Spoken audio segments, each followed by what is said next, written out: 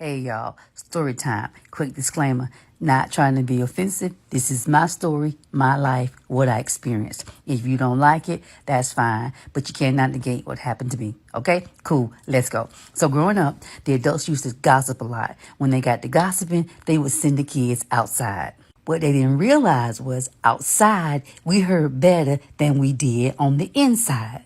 Child, they used to be laying down the law and talking about everybody. In our neighborhood, we had this person who was born a man but lived his life as a lady. Did I tell you I was born in the 70s? I grew up in the 80s. Child, she used to be sharp and her hair used to be laid, but she had the strongest male features. I mean, her face was stronger than Ajax. Anywho, she had a whole boyfriend. She had a whole life. The community knew her as, let's just say for the sake of protecting the innocents, her name was Catherine. When the grown folks would see her, they'd be like, "Hey, Cat girl. Hey, Catherine girl, how you doing? You show up today." Child, one time, Cat's house had done burnt down. And when my mama saw her, she said, "Hey, Catherine girl, I got some clothes. Whenever you get a moment, come and see me." Ain't no way in the hell Catherine, the big ass, could wear my mama's clothes. But that's another story for another day. Child, when they would get in the house by themselves, they would call Catherine Sissy Cat and call Cat by her government name. They'd be talking about how big Sissy Cat feet were, talking about Sissy Cat boyfriend, and laughing about how Sissy Cat and her boyfriend be hunching, mooching, and getting down. Us kids heard all of this. Mind you, I was 5 or 6 years old. Well, one day, I was outside playing, and Catherine was walking down the street with her man. Catherine said, "Hey, little bit, you so pretty. Oh, you're a pretty little girl. I sure wish you was mine. Oh, you so pretty." Y'all, 5-year-old me said, "Hey, Sissy Cat." Child, Catherine changed the game on my ass. Sissy Cat said, "Let me tell you one goddamn thing. I'm finna go tell your mama on your little grown ass. My name ain't no Sissy Cat. My name Catherine." Child, she marched up to that front porch like she was Miss Sophia going to war and told my mama what I said. How about my mama gonna flip the script and gonna say, "I'm gonna tear her little ass up. I don't know where she get that from." Come on, mama. She knew where I got that shit from. I heard it from the grown folks. I'm 5 years old. I don't know context. I don't know duplex. I don't know direct object. I don't know nothing. I just know what I heard them say. Lord, ain't mean no harm, Sissy Cat. I mean Catherine. And why she got mad at me? I was a baby. Hell.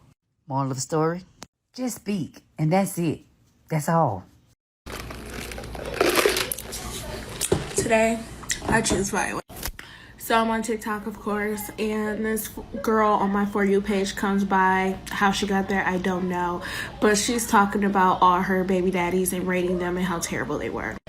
She's palm color, and they're all melanated men. And I want to talk about how there is this new wave of them wanting so badly to take the place of the stereotypical black woman. You know, out here with the box braids that don't need to look right on the scalp, getting along what they used to call ghetto nails, and being loud and obnoxious without any true power behind it. Meanwhile, us black women are out here breaking generational curses, trying to build our beautiful black families with our black husbands, trying to open businesses, trying to create generational wealth, out here gardening, opening our spiritual mind, and learning to love self. I am here for all of it. I'm elated.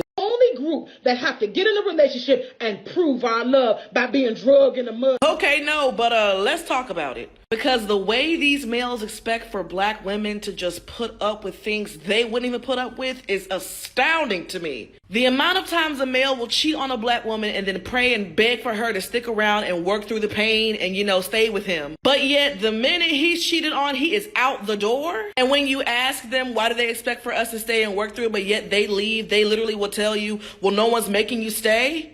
Excuse me.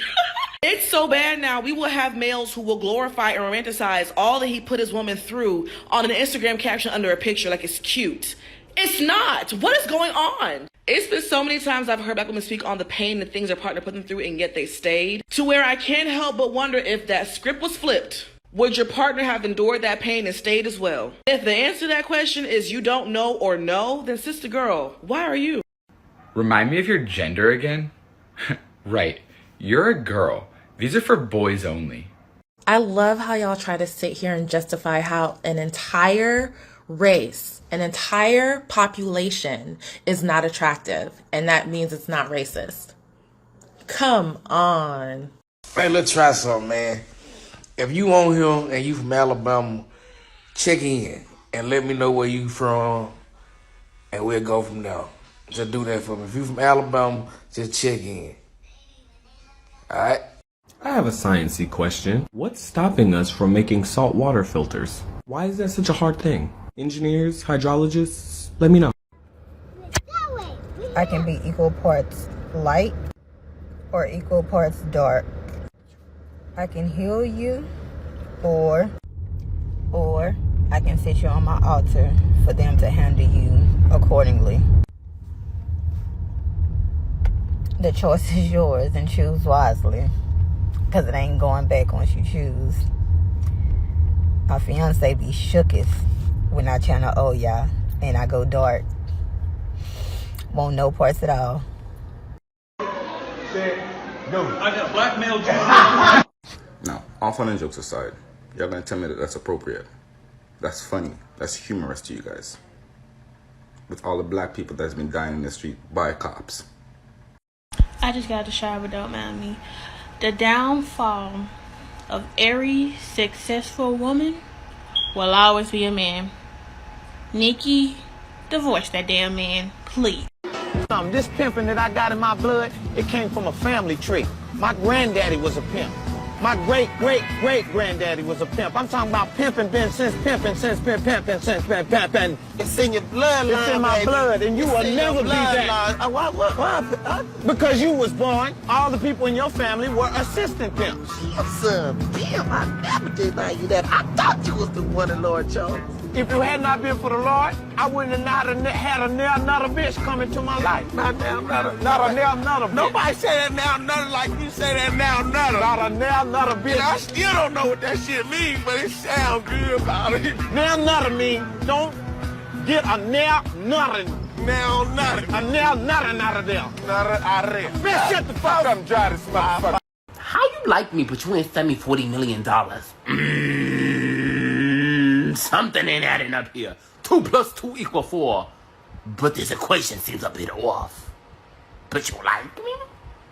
What about me? This where I stay. This is my height. Check out my race. Look at my sign. My biggest high school flex was fitting through a tennis racket. This is the cycle of how black people handle racism. First, we tolerate it until it happens to one of us. We protest and all of that, right? We become angry. We come to the conclusion it's racism, and then we let it pass. And we wait and hope. After so much waiting and hoping, we begin to hide the truth from ourselves, which in actuality is us practicing barbarism. And we don't come together until we can't tolerate it again. It's almost like we become victims at first, and after doing barbarism, we become accomplices. We hide the truth from ourselves to numb the pain, which kills us, which can also say that, are we the killers too? What's a hill that you're willing to die on 1,000% of the time? I'm willing to die on the hill of the fact that the reason why we cannot find slave ships is because the cargo owners destroyed them for insurance purposes, or they were repurposed into other ships. Let me explain. A lot of Americans have a very Americanized version of slavery, but we're going to use that context in order to explain my logic. First fact, when the slaves were released, every slave owner got a reimbursement on those slaves because those slaves were insured, correct? If the cargo owners did not have insurance on that loss, they need to recoup their losses. So what would you do? Burn the ship. These ships were going all over the world, so it's probable that one of those ships were insured by another country, right? And see, this is the part that's really going to blow y'all minds. Y'all know them little historical ships that be in like Chesapeake Bay and stuff like that? I believe that those were slave ships. How? Let me ask you this question. Is every truck that carries cargo an 18-wheeler? You got small U-Hauls, right? The bulk of the African American gene pool comes from West and Central Africa, from northern Senegal to southern Angola. Very diverse populations, diverse culturally, Many different languages are spoken, many different cultures and religions, but also biologically. And you can find the vast array of phenotypes and skin colors, hair colors, nose shapes throughout this region of West Africa. And for the most part, about 95% of the enslaved Africans that came from this area were brought to the Americas. About 5% came from East Africa. And so it's important when we try to understand genetic variation in African Americans, it's rooted in West Africa. And so we have to understand African variation also. I think I got some mail. No, we're not. This yours. And this yours. Mama, you open up our mail? I did, Michelle did. This my address, ain't it? But Mama, we not little no more though, Mama. Yeah, Mama. Y'all ain't little. Yeah, we some big boys now. Y'all feeling y'all. Do y'all be hating the bills on this motherfucker? Y'all still saying my shit. Get it out, bust the goddamn dick. This brilliant brother's name is Philip Imagwal. He dropped out of school at 14. As an adult, he started studying nature, specifically bees. The construction of the honeycomb inspired him to rethink computer processing.